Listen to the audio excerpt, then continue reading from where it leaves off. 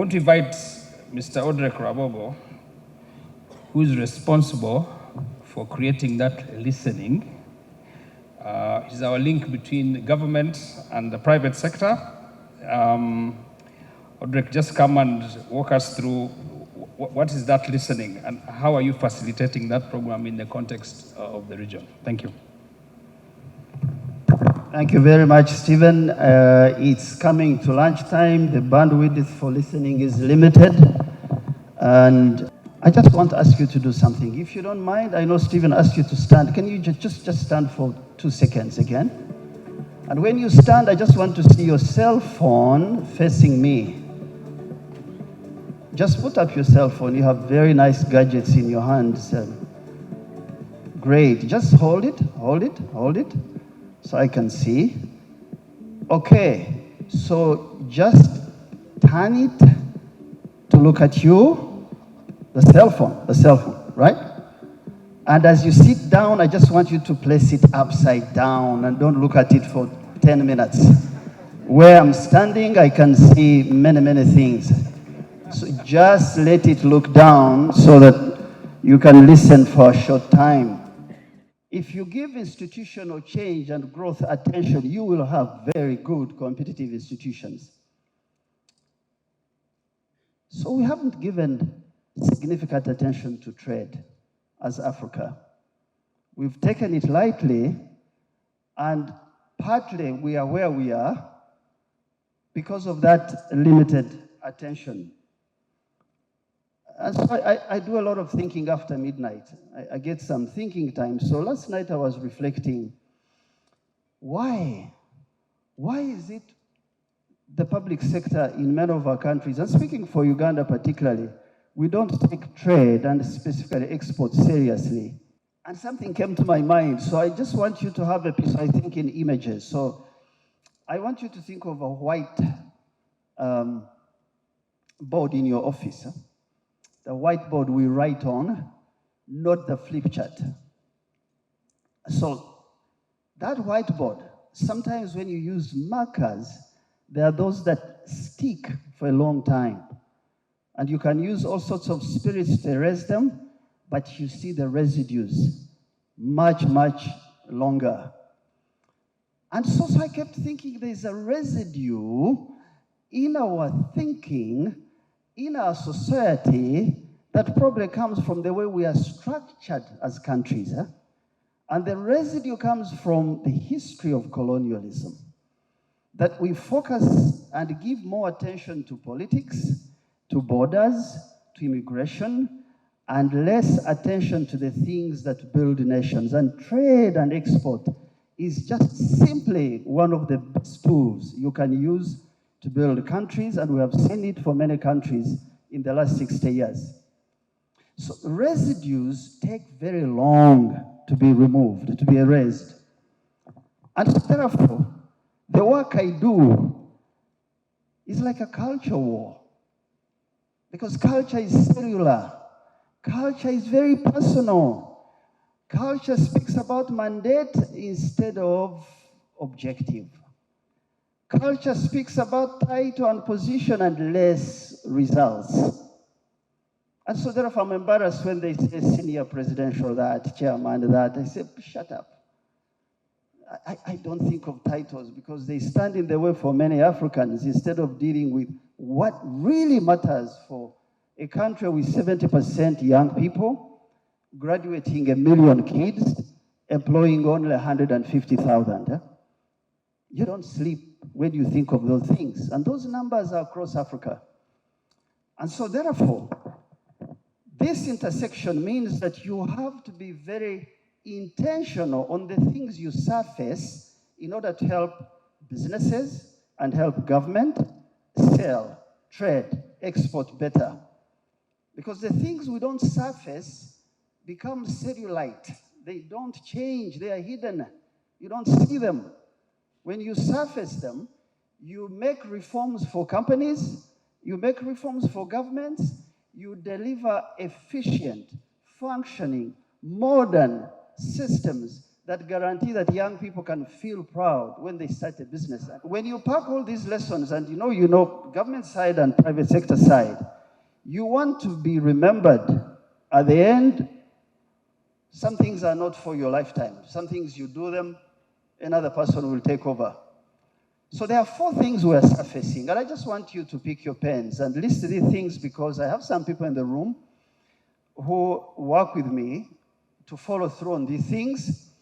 And so if we are government officials and we come to you and we say Trade Hub, please understand what we mean. We have a sense of urgency, we don't have time, and we know we have structures, but we value more agency, human agency, to get things to move. It's not as if we don't know mandate. Yes, we understand mandate, but we value human agency to get things to be done on time. So those 4, the first one quickly, is that you should be very intentional how you approach markets. A market is not waiting for you just because you are Uganda or East Africa, you've arrived, and therefore they should listen to you. No, the Brazilians are competing against you, even if they are south to south. The Europeans will raise particular standards in order for them to protect their market. What are you doing at home? So we are very deliberate on how we get into markets. We do market research, and we will know the tastes and preferences in those markets before we ask our exporters to take anything. That research allows us to appoint trade representatives, because we think that you don't live on the market. You don't know who's competing against you. You don't know what's on the market shelf. You need someone who lives on that market to give you insider information on whether Sainsbury's in UK will take Chinese products ahead of you, or they will take Colombia coffee before they can take Ethiopian coffee. And so trade representatives is our innovation on the market. I have one trade rep from UK, Mark Passy, just stand up and wave. Brenda, stand up. Those 2 should tell you how we do trade representation and the markets we are coming into in terms of research when we're done. Sit. But when you find a market, it demands that you go to comply with particular standards. So I was teasing my brother here. He's got beautiful African names. Kuda Kwashi represents the migration that happened some 1,500 years ago from West Africa to the east. Kuda is Jangu. In Luganda, you know what I mean. Komao. Matereke, gendo tereke chicho. So when I speak of things in Uganda, I'm speaking of Zambia, Zimbabwe, all of Africa, because these problems are in all African countries as we speak of trade. So the standard that you don't comply with, the market doesn't make sense. Because if you don't have, so in Uganda, very quickly, I don't want to take a lot of time. We're fighting, I call it culture. So we've had ministers since 1962, but why don't we have a food safety authority that demands that you look at animal health, plant health, and say this is certified? So I'm very glad to hear my brother Kuda saying that Africa Exim Bank has those centers of excellence, so we will tie up at some stage. So we're working on those standards, food safety laws, things that are rarely talked about, but we think they're the ones that facilitate or inhibit trade. This is our number 2.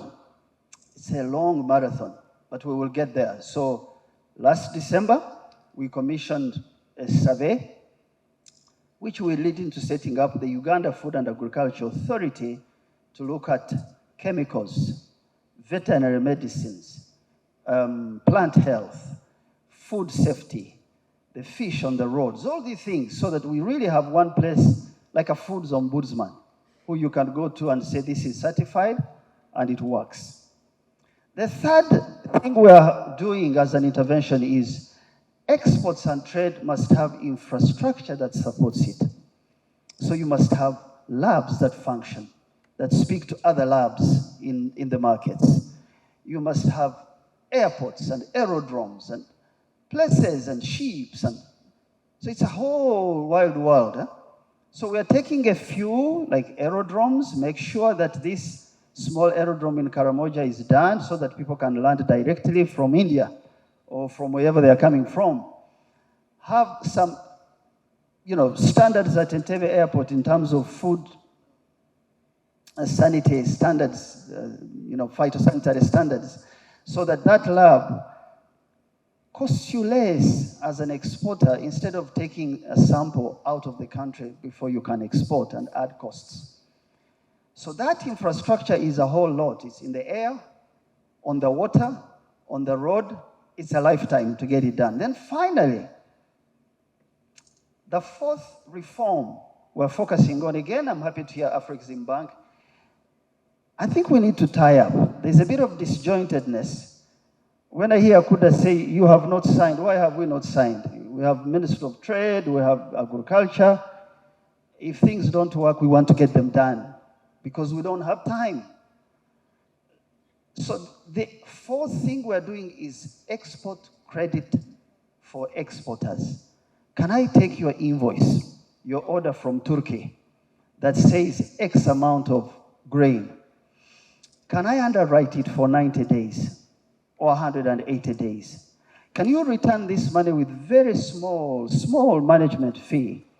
Can this money revolve and be given to another person who qualifies? So I have a young man, Alan, please stand up. Huh?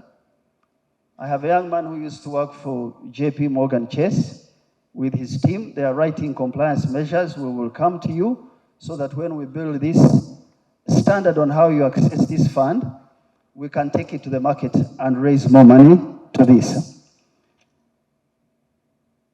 So, Stephen, I really want to stop here with two things. One, these solutions, these reforms will allow our companies, because there are company problems, I don't have time to go through, they are government problems. They will allow us to realign our thinking and broaden the frame of reference when we speak about investment so that it's not just trade. It's not just investment. When I invest in a country, I want to sell. So I've been asking questions. If India or China sells X amount to us, what do we sell to them? And why should I continue to purchase X? It's not industrial policy. I'm just asking legitimate questions.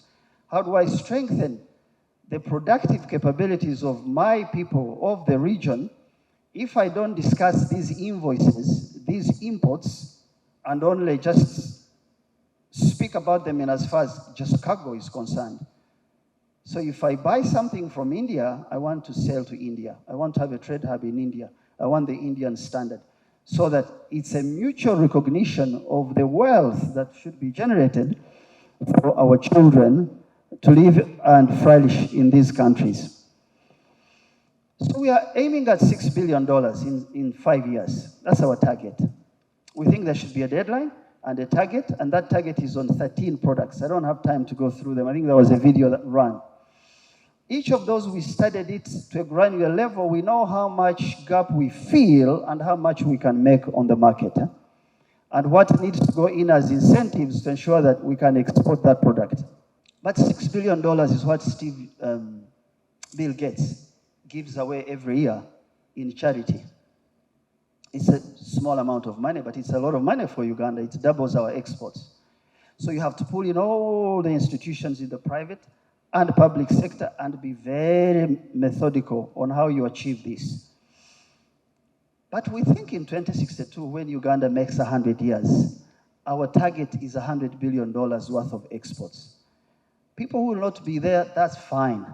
Those who will be there should work towards the target and know that that's the country we want to create. We can't do it alone. People have talked about markets. I don't want to repeat them. Those markets are available to us, but we need structural home reforms in our countries to stop fearing each other, to stop putting fees where they should not be, to stop arbitrary arrests. In my closure is that those reforms will get our companies to scale, will help government realign itself, and broaden the frame of reference so that we're not talking about just investment, it's also export. Second thing, it will give us a much more mature discussion about intellectual property, The rest of the world is fighting over computer chips. We're talking about agri-value addition. I want our companies and our countries to begin to move to that level, but in Uganda we say neziko kolimagali maji, that the chickens you see running in the field, they were once eggs. That conversation about intellectual property, institutional setup, things that really stand in the way, rules of origin, conformity standards that we can deal with those so that people trade better. So now, in psychology, there's something called accompaniment, and I resume my seat. A singer on the microphone with a pianist have to agree on what kind of product they create. It's called beautiful music, if you can rhyme it. Meaning that the two have to work together to birth something. The private sector can sing. The government is a pianist. They cannot have a discord. They have to think together. They have to look at each other's emotions, eyes. You heard Humphrey talk about discussion on budget. The discussion should be all round, not just budgets. It should be on infrastructure. It should be on jobs. It should be on curriculum. So the pianist has to accompany the singer, and they play supportive roles, and they produce a great piece of music. Music to me is jobs for young people, is technology and social change, is stability and political change that assures us that our countries can continue to grow. That symphony requires great leadership in both the private and public sector. So if we remember nothing after this, it is that we got to build critical leadership for this century. When I heard Karisa say 4 trillion, thank you, Karisa, 4 trillion, we're a big company, we're a big continent. Well, Germany is 4 trillion. Germany alone. A combined US and Western Europe is 40% of the $100 trillion of the global economy. You are just 2, 3. And we speak potential, potential. A man or woman must arrive in the room and say, hey, I'm here. It's not just potential. I'm ready for a mature conversation about the future of our economy. That's what I'm looking for. It has to come from private sector, working with public sector. And I really thank you for listening to me. A big hand clap to the new singer in the house. I did know Odrek to know symphonies and guitars, but clearly I think he has articulated very well that vision that we have. And so I think another round of applause is appropriate. Stephen, we need to just do another session without our visitors, I think, to answer. I know there's a need, I can sense it. So very quickly, young people, where do they go? So let me just tell you, a sick business in Uganda has no clinic to go to. Let's just start with an established business. There is like a rotation, so they will go maybe to Minister Mwebesa. Mwebesa will send them to finance. Finance will send them to the president. Then they will come back to finance, and then, yeah. So I have gone through with businesses in that cycle, and I now believe that it's not just about youth, it's an idea. So if you have a great idea, what we're trying to do, just give you an example. Mark Passy there has assessed a pool of buyers, 3,000 for the UK market alone. But he's asked us for 6 companies to supply sesame, to supply olive oil, to supply macadamia, fruits and vegetables, and it's a struggle. So I want to work with PSFU. I think, Stephen, we've said this before. Mark is going to be conducting export training clinics that are based on our 13 products. We need to find young people who are doing something and pull them together and see, because me, I'm interested in what do I earn today, not what do I spend. The budget of everyone every day, my budget, my mandate, my jurisdiction. But when the world ends, the question is, what did you bring in? We need to get these companies and give them that clinic that deals with preparation, funding, certification, and many other things.